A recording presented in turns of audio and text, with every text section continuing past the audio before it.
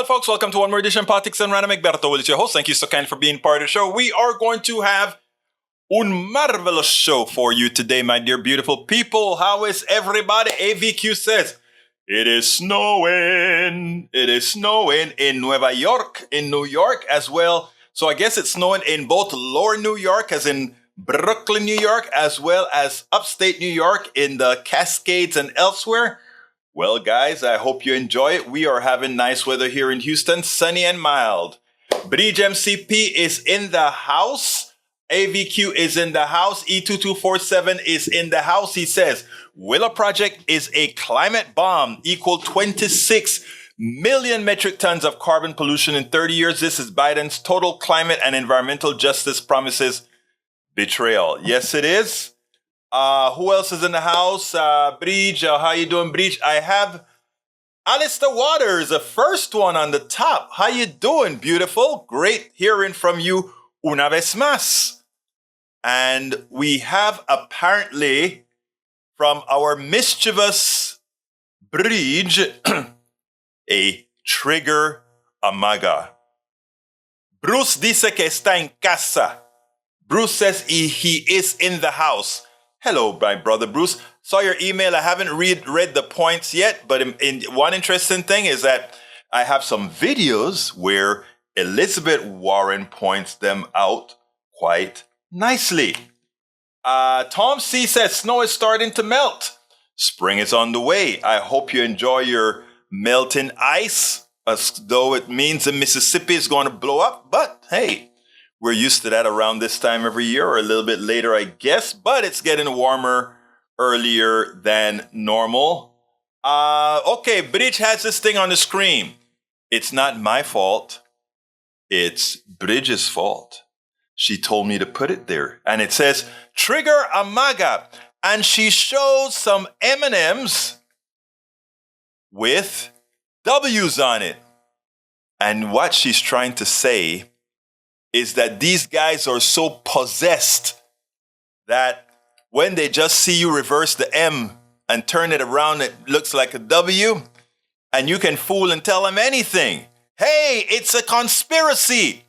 M&M is a woke company, and that's why their M&Ms have a lot of W's on it. Right? Bridge MCP? Am I stating that right, Bridge? All right, let's see what else we got here. What else we got here? We must be phasing out fossil fuels, not letting big oil and big finance industrial complex extract even more, many millions of metric tons of them. And you know what, E2247? For that to happen, we have to do our jobs. It's not going to be top-down, because top-down gives us SiliconValleyBank. Top-down give us the president having to cave to these guys on the northern flank, because they're going to say, if we don't do that, Europe is not going to be able to be supplied with the energy they need, since we're boycotting from Russia. It's all an interconnected mess. I get it. Mr. Do just discovered this channel. Share it, Mr. Do. Tell your people to come on and visit us every day at 3 p.m. Central Standard Time. 3 p.m. Central Standard Time. So thank you for being here, Mr. Do. Michael Rodden says, M&M's, Hershey's, fake conservative outrage campaigns, because they can't talk about economic populism for some reason. They don't believe in it. That's why. 227 says, express outrage over the decision and make a difference, even if leaders don't want you to listen. Be involved. White House phone number 202-456-1110. Open Tuesday through Thursdays, 11 a.m. till 3 p.m. Melanie Keelan says, llegando tarde y pronto, which says, I'm coming late, but quickly. Paul Fleming says, I can't hear you. Paul, everybody else is hearing me. Please check your connections, because I'm pretty sure I am transmitting, as I can see here. And since Bridge hasn't sent me a text yet, since Rudnin hasn't sent me a text yet, since Bruce hasn't sent me a text yet, I'm pretty sure they can hear me. So please check it and then let us know when I can hear you. All right, let's see what else we got here. Maps. Don't lie.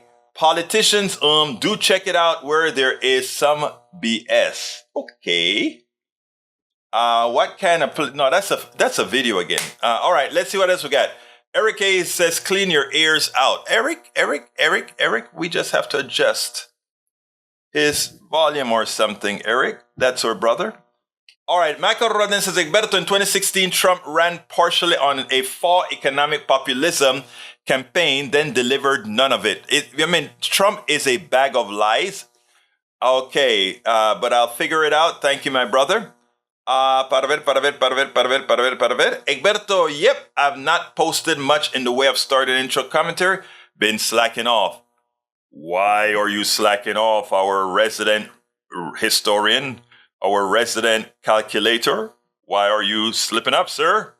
Nah, you know we love you, man. Everybody should have a break. You do that out of the kindness of your heart and the will to inform. That's great. Eric Hayes says, it is a taxing problem in Washington. I don't think so. But Tom C. then says, I think my bank is woke. The teller handed me money with his left hand.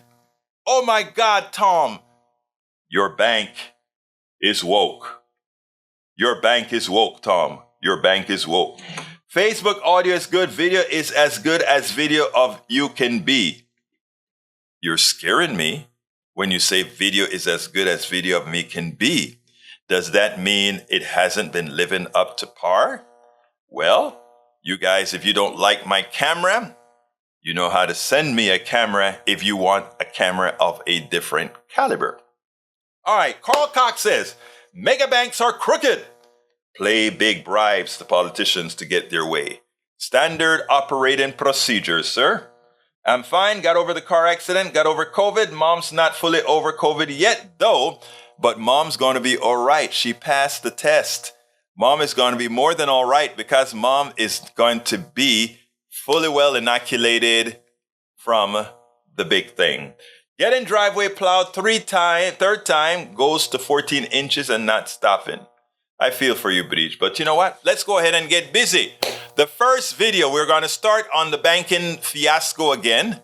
And we are going to start with, let's go ahead and start with ElizabethWarren, because she divides what occurred in 3 parts. So let's check that out. We'll take it on the other side. ElizabethWarren has been warning about this happening for quite some time. Both she and KatiePorter has been preaching we can't have these types of lax regulations because the same thing that happened in 2008 will happen again. In this case, it's not like 2008, but it could have turned into a 2008 depending on how much malfeasance you had throughout the system. Anyhow, she breaks it down into 3 parts. I think it has to do with government, regulators, and greedy executives. Check this out, then we'll take it on the other side. The way to understand this crisis is it's really got kind of 3 players in it. The first is Congress and President Trump, who said, let's weaken the regulation, which you've hit really hard. The second part is the regulators themselves, in particular, the Fed, in particular, Jerome Powell, the chairman of the Federal Reserve Bank, who took that change in the laws, and boy, did he run with it. In fact, he ran further than a lot of people even thought the law let him in tailoring the oversight of those banks in order to make it as weak as possible.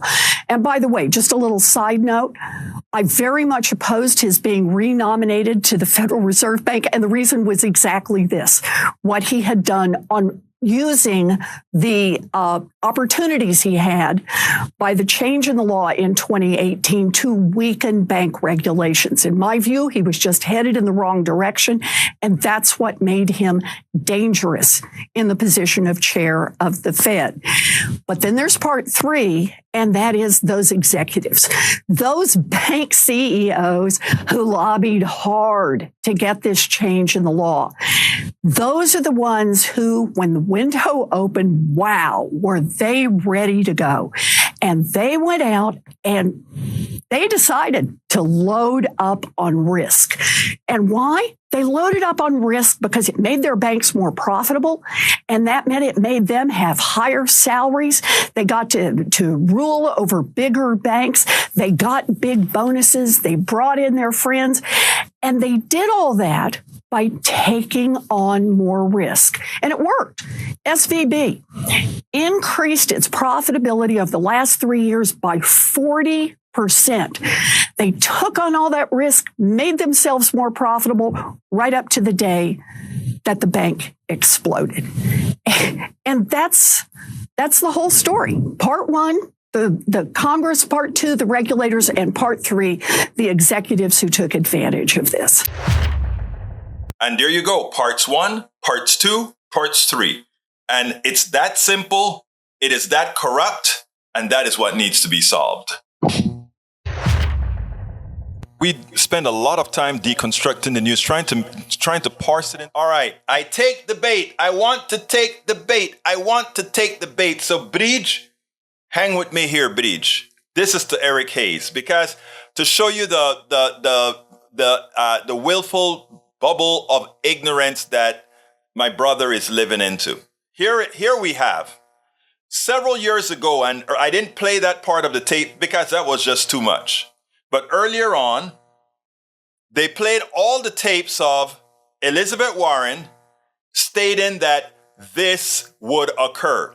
If you remove these supposed community banks at that level, between $50 billion and $200 billion plus dollars from stress testing, then that they put all their assets in a particular dangerous scheme wouldn't show up. Had Silicon Valley Bank been stress tested, all of their assets would not, or a large portion of their assets would not have been placed into mortgage-backed securities. So that's number one. She spoke about that. Now, they didn't follow it. They still went and passed the bill. All the Republicans and a few Democrats allowed the bill to go through that prevent Silicon Valley Bank from being stress tested. So there you go. She warned against it, and they didn't follow her lead, and the bank failed. That's number one. Number two, you speak about Powell showing her up. Anyone who wants to see the video, which I also did of her, points out something completely different. She asked Powell, you claim that unemployment needs to raise about 1% to bring down inflation. How many jobs will be lost to bring down inflation by bringing up unemployment by 1%?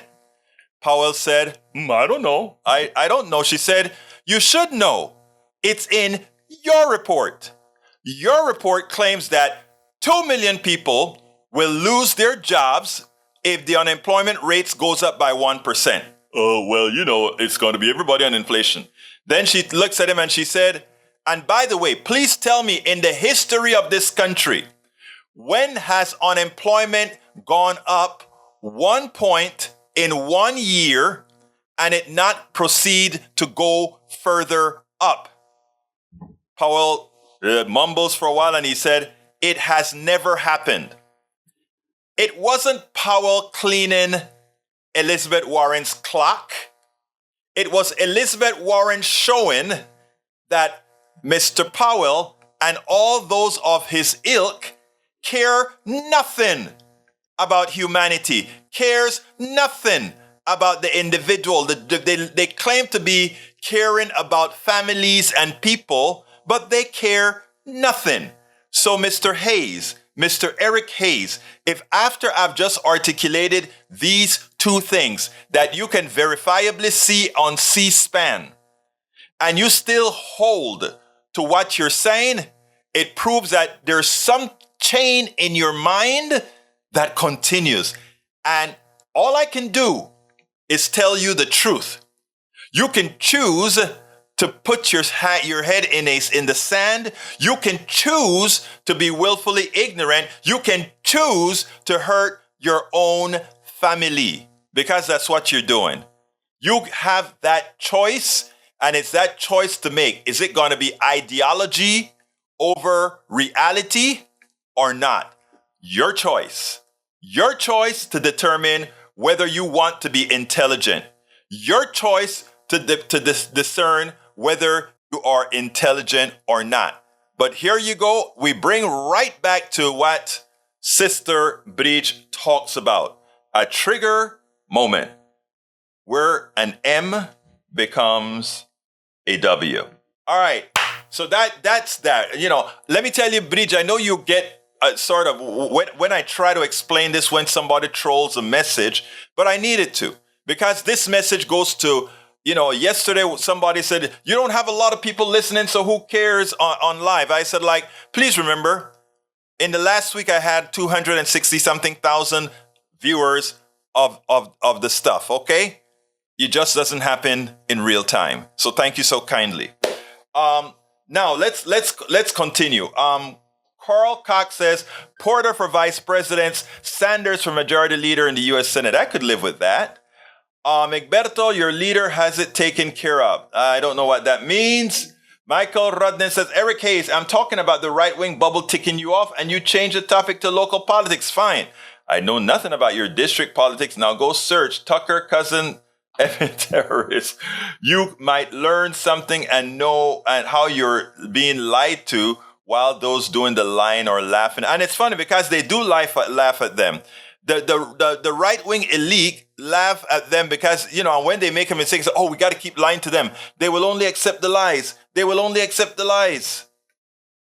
Folks, you choose your way. Anyway, let's see. Eric Hayes says, Paul issue, I could care less about Biden, could have fired him. He did not. I don't know what you're saying there. Anyhow, let's go to the second video. This is now my other darling, KatiePorter. We have some very smart women. And I honestly think from the vice president to KatiePorter to ElizabethWarren, we have such smart women, young women, Alexandria Ocasio-Cortez, Ilhan Omar, Ayanna Pressley, Rashida Tlaib. We have such smart women, young, middle-aged, older. We are blessed on the Democratic side, on the progressive side. We are blessed to have the level of intellect in women that we have, because that intellect comes with a particular level of nurturing. I'm going to make a t-shirt with all your pictures on. Our women, centered by our vice president, surrounded by our senators, surrounded by our Congress people, because it's such a wonderful thing. It is such a wonderful thing. Anyway, continuing. I want to show you guys my dear, beautiful friend, KatiePorter, and her thoughts on what has occurred. KatiePorter is not mincing her words. She put blames on the collapse of the SVB where it belongs, Silicon Valley Bank where it belongs. And where does it belong? At the hands of Trump, who signed the bill, the mass of the Republicans who pushed the bill, and several Democrats who supported them to give them the necessary amount of votes to get it passed. ElizabethWarren's been speaking about this. She has been against it for a while. Let her tell you what she has to say about it, and then we'll take it on the other side. Talk to me about the collapse here of SVB. It ranks as the second largest bank failure in the U.S., right behind Washington Mutual back in 2008, just ahead of Signature Bank, which also just happened a few days ago. What is going on here? Well, this comes from a failure to appropriately regulate big banks. And we had, after Dodd-Frank, appropriate regulations in place for exactly this size of bank, big. And lo and behold, no more than Dodd-Frank passed, then people started coming around to politicians' offices, offering them corporate PAC checks and lobbying them to repeal those regulations. And we had Democrats and Republicans join in 2018 to repeal the very capital holding requirements that create a cushion for this exact size of bank. So for me to hear colleagues later, when this was happening this weekend, say this was unbelievable and how could this happen was frustrating to say the least. This is what happens when we have politicians who cater to Wall Street instead of working families.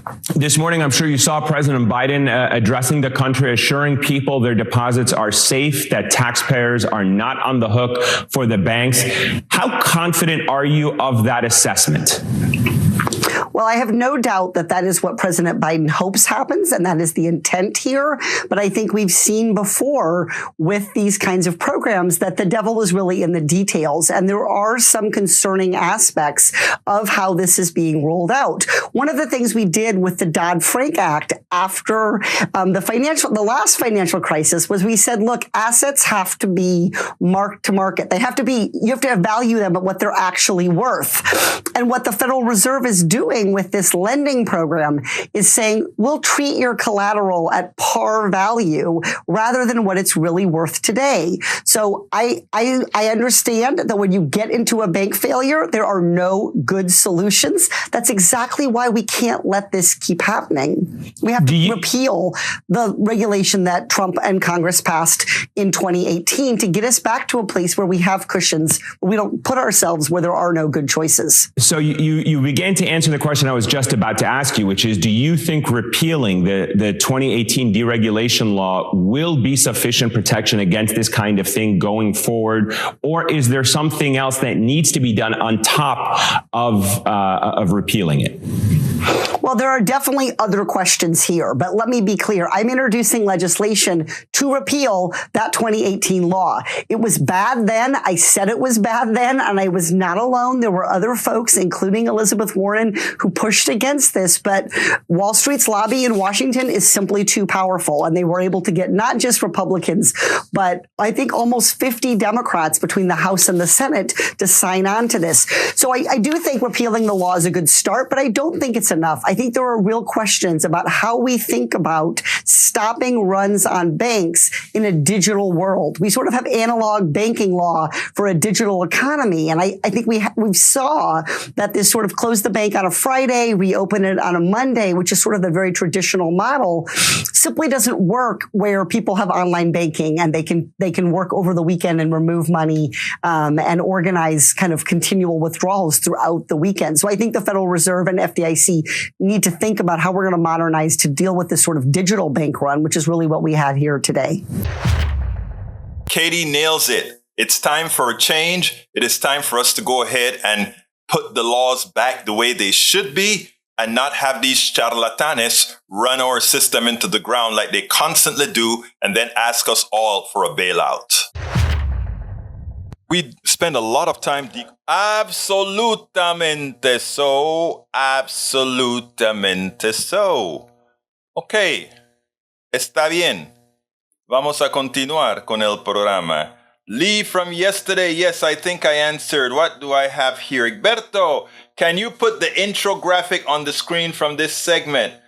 I want to compare 2008 Corporate Finance Institute. Lehman Brothers was forced to file for bankruptcy and accent the company's stock plummeting a final 93% when it was all over. Lehman Brothers, with its $669 billion in debts, was the largest corporate bankruptcy filing. Okay, let's see what you got there. Okay, what do you want me to put on the screen? Let's see. Para ver. All right, I'll get it on the screen for you in a second. Now, okay, there you go. Let's see what it says here. The beginnings of Lehman Brothers, and let's see. Summary. Lehman Brothers in the mid-1884. The beginnings of Lehman Brothers. Success in the 90s. Okay, there you go. Is there any particular place you want me to scroll to? There you go. From the video you just played a few seconds, there was a graphic. Apparently not inside. All right, I can't do that right now in real time. I have some other issues that I gotta take care of. But anyhow, let's go ahead and do this.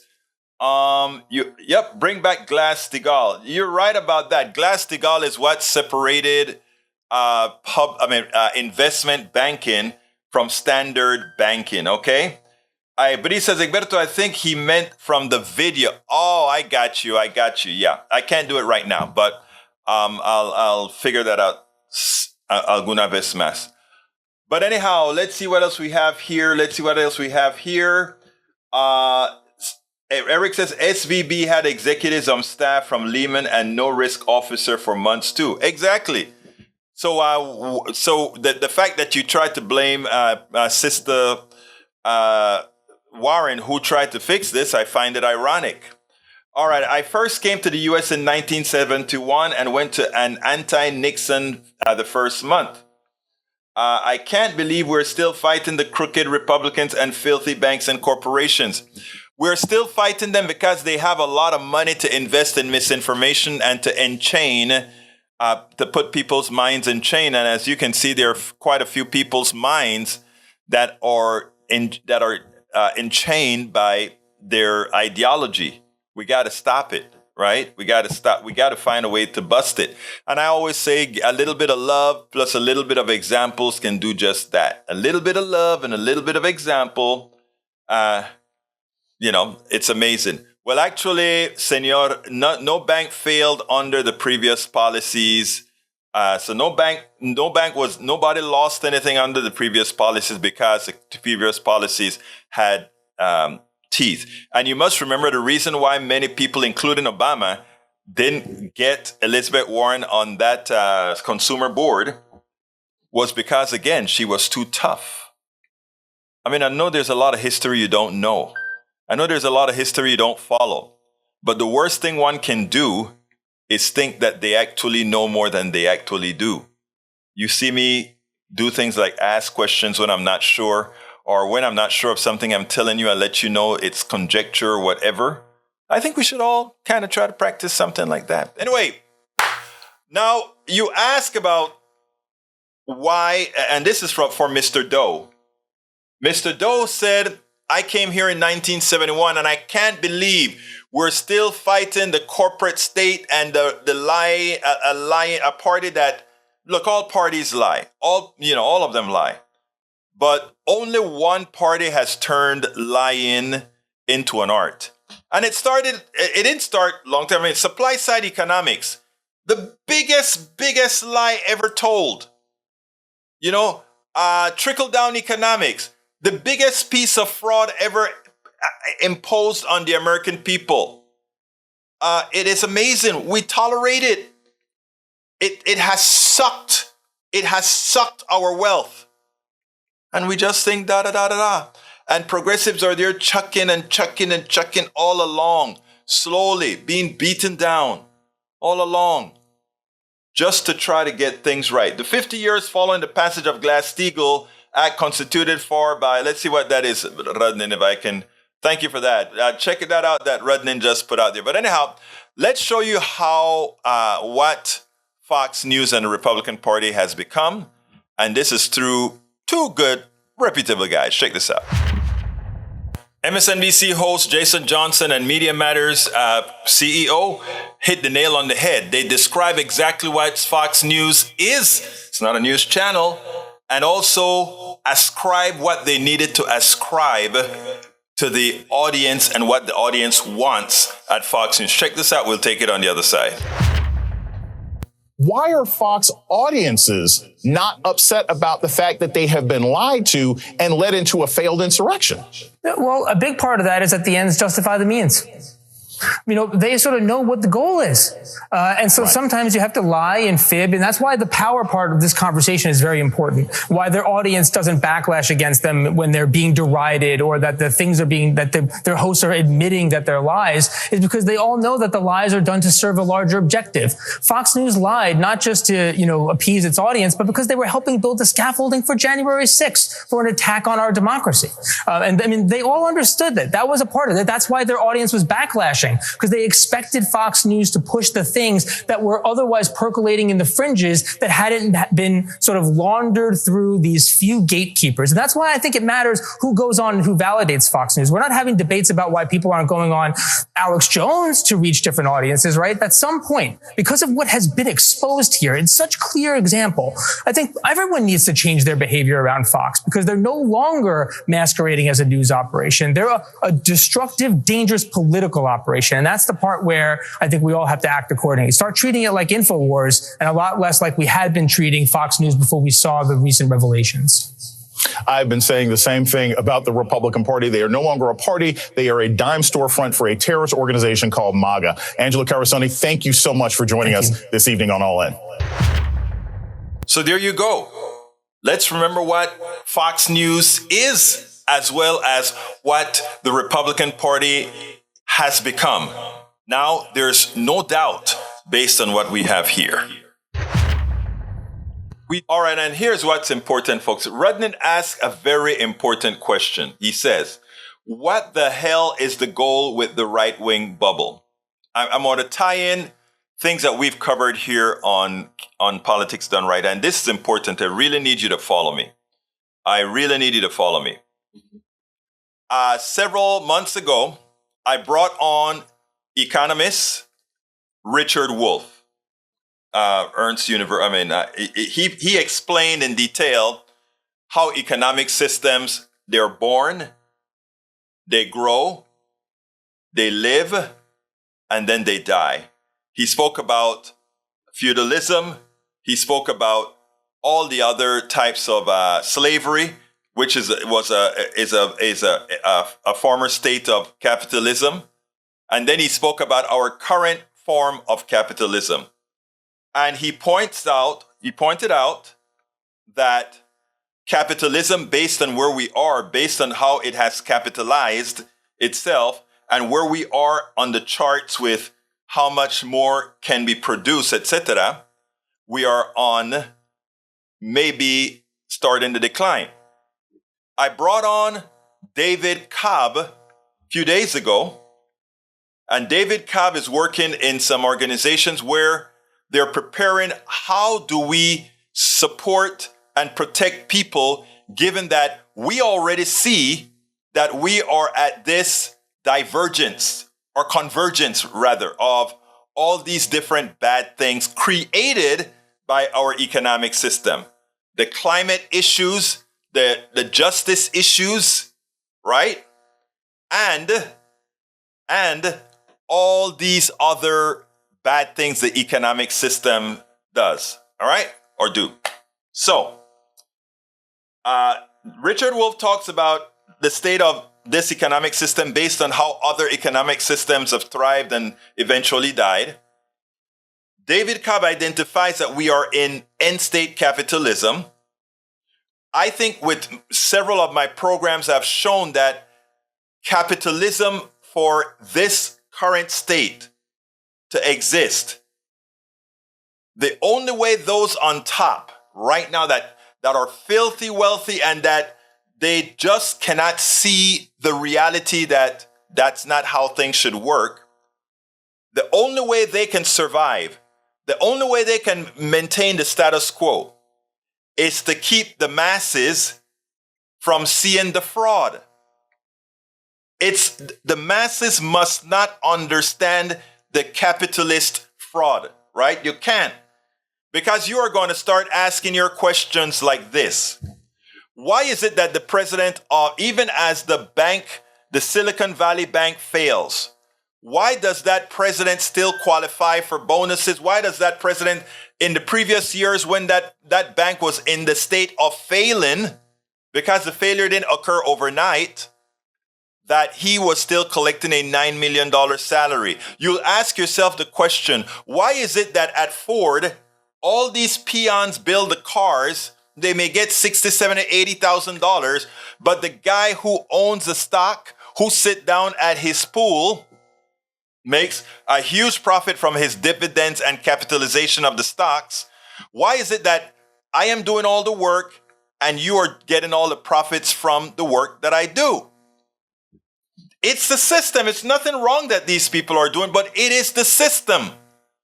And if you realize that it is no different than some new form of what I call antiseptic slavery, when that notion gets to everybody and people start to ask, why am I only getting this percentage of the spoils?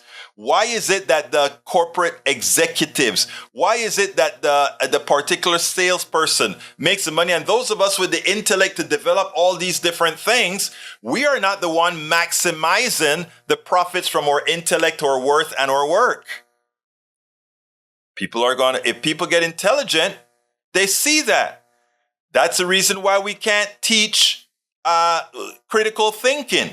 That is the reason why in school we can't teach civics. Because if civics is learned, you realize that you do have an input in government, that government isn't this other thing trying to do you harm. Government is you. And what they've successfully done with the Powell memo, another thing we've discussed on this show, is they have separated you from your government. When you hear anybody says government is bad, when you heard Ronald Reagan say government is not the solution, government is the problem. All these were keywords. All these were subliminal messages to get into your head, so that you would look at government as some external thing you have no control over. But if you were taking civics in school, if you were taking critical thinking in school, then you would know that government is as good as you make it to be. Government is as bad as you allow it to be.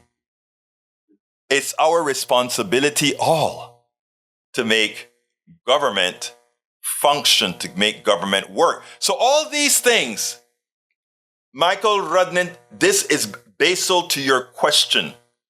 What the hell is the goal with the right-wing bubble? The goal is to maintain confusion.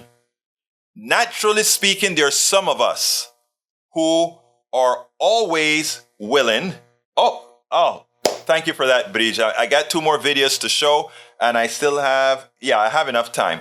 So what we have is, if we start to promote these concepts and we stop allowing these externalities to come to fruition, we'll make a difference. But we've got to start. Anyway, let's see how this works. Now, former conservative, well, I'll just play the video because you're going to like this one as well. You know, there are many conservatives who are lamenting what has occurred to the conservative or to the Republican Party, which used to be a genuinely conservative party. And as much as I'm not a conservative, at least it had a pushback to the things that I believe in, to force me to hone in on an idea, to force me to make sure my idea was crisp. Sometimes they made it better. They made the ideas better because of having to challenge those different things. I love conservatives for doing that to my progressivity. The MAGA crowd has gone crazy. CPAC is a nut job. I want you to listen to what this conservative here has to say, and then we'll take it on el otro lado. When you think of the George Santoses and obviously Donald Trump with his ties and his vodka and his steaks, and even Alex Jones with his vitamins or whatever he sells, the conservative movement in the year 2023, it does feel like an infomercial. And I wonder how much you think the big con, the grift, is central to the party's identity at this point. What's happened is Trump is shrinking in the party and CPAC is shrinking. But it is kind of the professional grassroots huckster wing of the GOP. So the good news is it's an outlier. It's not the sampling it used to be. Hell, when I was chairman of the College Republicans at Georgetown a million years ago, right after Reagan got elected, we'd go there and it was the best party in town.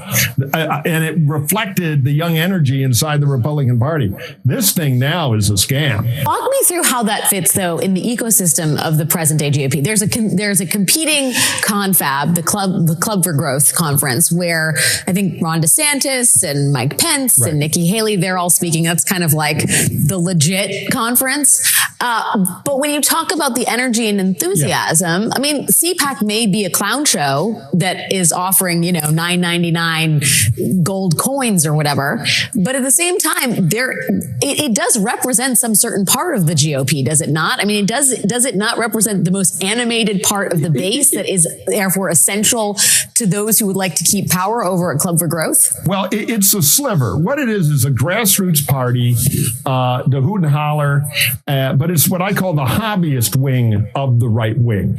The Club for Growth thing is a donor club. That is a meeting of people who can write $100,000, $500,000 checks to your super PAC. So the candidates will break down the door to get in there and kind of do their 10 minutes. They're scoping for significant donors or bundlers.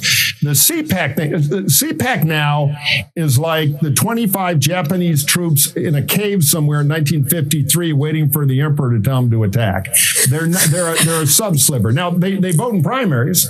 I won't zero them out completely, but if you look at a scientific poll of Republican voters and you poll, if you can get the aluminum foil hats long enough to get their attention and poll the people running up and down the hallways hawking this stuff at CPAC, there's not a lot of correlation. It is a symptom of the weakness of the Trump thing, not the strength that he owns this shrinking island. What you think the ideological center of the Republican Party is at this point? Because when I think of Club for Growth, I'm thinking these are the moneyed Republican elites who really care about low taxes. And when I think about the political figures who speak at CPAC, it's kind of the grifter class. But money is the central thing that ties it all together. It used to always amuse me as a regular Republican that the grassroots would rant about the establishment. Many people like me, but the anti-establishment has its own establishment, and their trade show is CPAC.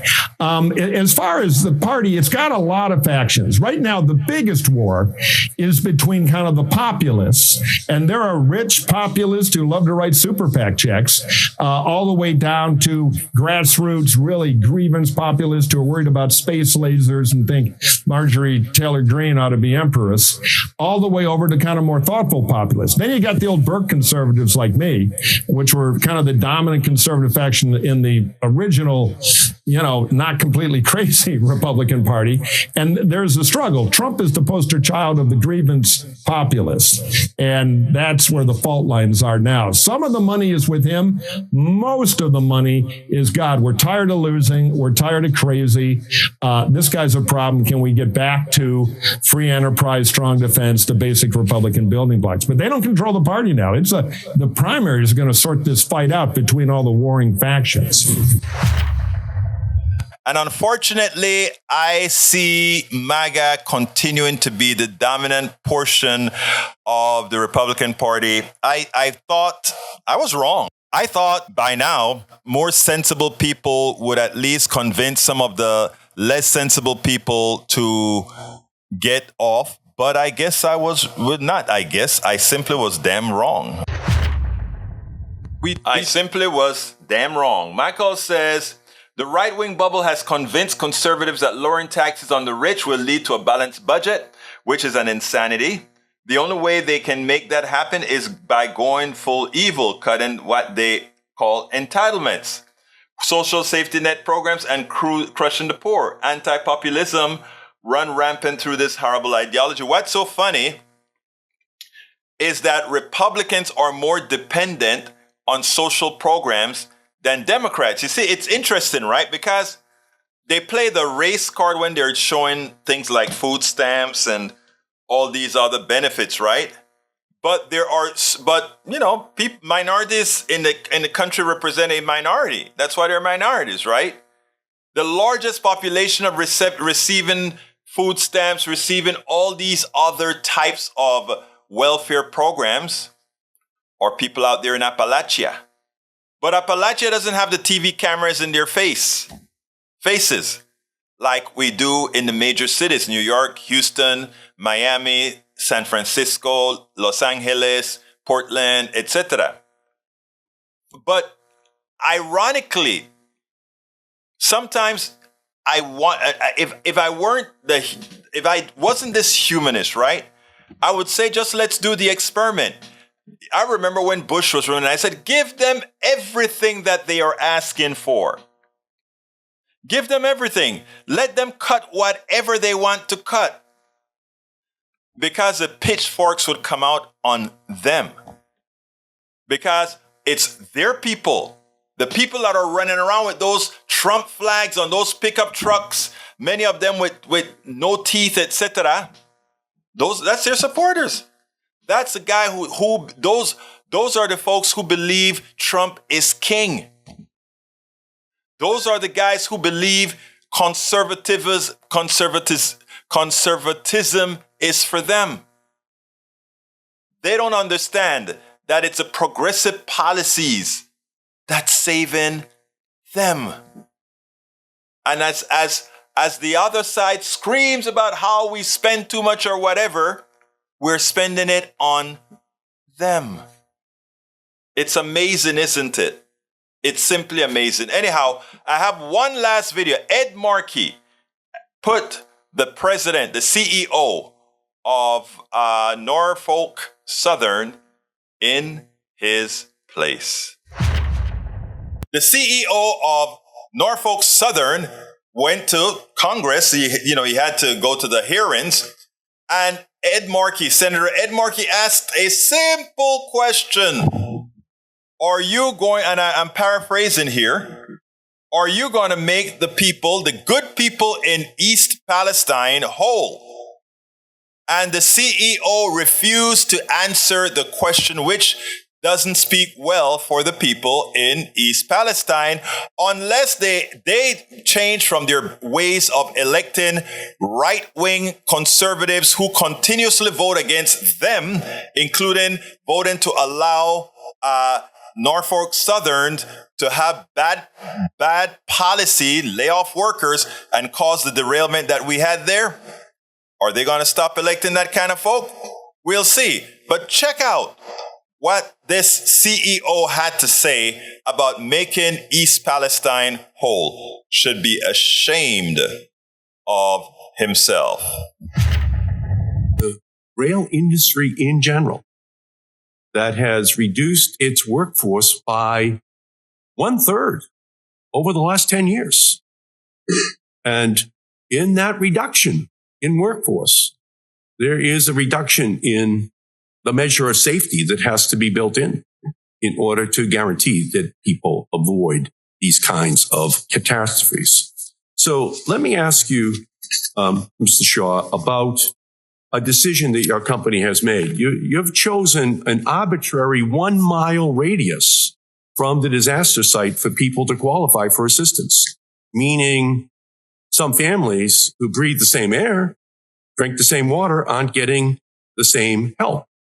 Mr. Shaw, will you commit to providing financial compensation to all affected people, including those who live outside your arbitrarily chosen 1 mile radius around the derailment site? Senator, we've made our Family Assistance Center and payments available to folks within the zip code, within Darlington Township. We've committed. Will you commit to helping those people outside of the 1 mile radius? That's my question. Yes or no? Senator, we already are. You already are? Yes, sir. All right. Well, that's not clear. Okay. Will you commit to compensating affected homeowners for their diminished property values? Senator, I'm committing to do what's right. Well, what's right is a family that had a home worth $100,000 that is now worth $50,000 will probably never be able to sell that home for $100,000 again.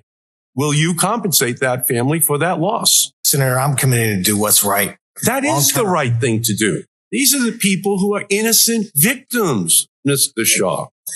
These people were just there at home, and all of a sudden, their small businesses, their homes are forever going to have been diminished in value. Norfolk Southern owes these people. It's an accident that is basically under the responsibility of Norfolk Southern, not these families. When you say do the right thing, will you again compensate these families for their diminished, lost property value? for homes and small businesses. Senator, we've already committed $21 million, and that's a down payment. That is a down payment. Will you commit to ensuring that these families, these innocent families, do not lose their life savings in their homes and small businesses? The right thing to do is to say, yes, we will. Senator, I'm committed to doing what's right for the community, and we're going to be there. What's right for the community will then be balanced, which is what we can see from your stock buybacks, by what's right for Norfolk Southern. And that's going to be to sue, to fight, to resist full compensation for these families. That's the pattern we've seen over the last 10 years in your 1/3 reduction in workforce with its natural concomitant reduction in safety. Okay, then go to you right now. We're not hearing the right things today. These families want to know long term, are they just going to be left behind? Once the cameras move on, once the national attention dies down, where will these families be? I think they're going to be in the crosshairs of the accountants of Norfolk Southern saying, we're not going to pay full compensation. That's why we're going to stay on this case until everyone in East Palestine is given the justice which they deserve. We spend a lot of time deconstructing the news, until we give them the justice they deserve. Now, you see how these corporations work. They take PPP money, they just pocket it and expand their base in some form instead of really getting it to the people. Now, they go ahead and they pollute. These people were living their lives in East Palestine. They were living their lives. They weren't bothering anybody. And a train comes in with their bad maintenance record, and they dump a lot of crap in the soil, in the water, in the air. And when it's time to make things whole, they are always talking about, we don't want regulations. I mean, if you get regulations, and because of the regulations you get, you still commit, things happen, then you can say, well, it was the regulations' fault and we need some compensation from the government because you gave a regulation that wasn't working. But these guys are saying, we don't want no damn regulations. We don't want it. And then when these things occur, they try to get out of it and they refuse to say, we are going to clean up the mess we created. Like I said in an interview several weeks ago, what they're hoping for? They're hoping that ultimately speaking, our government, the United States of America, will be left holding the bag to do all this cleanup. They should be ashamed of themselves. We spend a lot of time They should be ashamed of themselves. Anyhow, let's see where we're at. We're at 56. Almost time for us to call it a day. Let's see what else you guys have here. Lee Grant, why do you think that rear home invasion happens? Why do you think robberies happen? I'd wager that the desperation that comes from poverty is the leading cause of all of that. Of course it is. I mean, there's no doubt these are all proven things. Mr. Doe says a couple of the poorest countries in the U.S. are poorest counties in the U.S. are in Kentucky. They mostly live off Democrat programs. Let's use Democratic. Don't fall into their grammar problems. Democratic programs, but almost 100% vote Republican. How to open these minds? You just have to live among them. You see, what we do too often is that guy is MAGA. He's my enemy. I leave him alone. I don't care to be around him. He's just a nutcase, a nutball. I'm not going to mess with him. That's not how I see things. Personally, I see a MAGA person. I see a friend. And I really mean that. And I go and I entertain a conversation and we go back and forth and talk and talk and talk. I want them to like me. I really want them to like me because if they like me, eventually I can get to them. If they're constantly coming to me. And I can tell you again from experience, that's why I wrote the book, How to Talk to Your Right-Wing Relative Friends and Neighbors. It's worth it. It's worth it, how to talk to your right-wing relatives, friends, and neighbors. So anybody listening to the podcast, check out the book. It's worth it. How to Talk to Your Right-Wing Relatives, Friends, and Neighbors by Egberto Willies, yours truly. I'm telling you, we have to look at others not as our enemies. We have to look at the ill-informed, the misinformed, the disinformed, not as somebody we just want to hate, slap, or whatever. We look at them as our brothers, man, our sisters, man. And when they're lashing out, remember, who lashes out? That one who doesn't have the answers. Paul Fleming says regulations for the most part keep evil doings out of our lives. And you hit the nail on the head, sir. Let's see. Michael Rudden says, Mr. Do, banana republic policies screw the poor. That said, yes, Democrats need to reach out to the poor communities and promise infrastructure investments. And take those kids in the summer. A lot of them don't have anything to do, whether it's in the ghettos, the barrios, or Appalachia. Get involved. Get over there. Create programs. Let people see you. But you see, the Democratic Party as well, the upper echelon is governed by, I'm going to say the word, elitists as well. And they don't have a clue what the common person looks like either. They don't have a clue. They stay in these towers and they come across with calculated mathematical formulas that really, would make things better. It does. But we need a lot more. To Egberto and the PTR posse, I say, happy trails to you. I guess Brother Cox is leaving. Anyhow, please support the program. How can you support the program? Go to politicsdoneright.com/support. Politicsdoneright.com/support is the all-encompassing way for you to support us. We need patrons, we need YouTube followers, we need Twitter. All the methods of support can be found in that link. I ask you so kindly to choose one, whichever one you can find to support us. And we'll keep doing what we do. I processed 8 videos this morning, and I have quite a few more to process today. So I think you guys are going to like all the work coming in the very near future. My name is Egberto Willies. This is Politics Done Right. And you guys know how I end this baby. I am what? Out. We spend a lot of time deconstructing the news, trying to parse it into a form that everybody can understand. We try to find those little nitpicks where it flies above the fray, etc. If you really like these videos that we do, I want to ask a big favor. Please go ahead, number 1, subscribe to our channel, and number 2, please join if you can. Thank you so kindly for watching. Keep watching. Please remember to share. We must populate the entire internet with our progressive message, a message that we know is what most Americans say that they want. So help us, please join.